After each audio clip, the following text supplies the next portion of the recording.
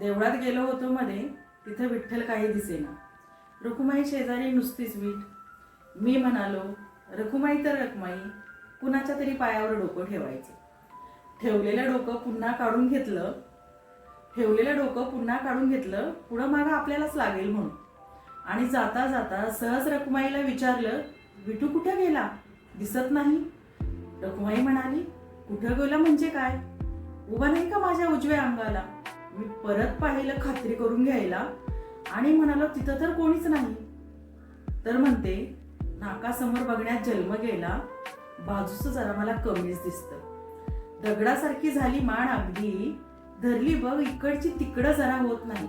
काय करतो, कधी येतो, कुठे जातो, मला काही ठाऊक नाही. खांद्याला खांदा भिडवून बाजूला उभं असेल म्हणून मी पण बावळट उभी राहिले. आषाढी एकादशीला इतके जण येतात, मला कधीच कसं कोणी सांगितलं नाही. आणि आज एकदम भेटायला धावून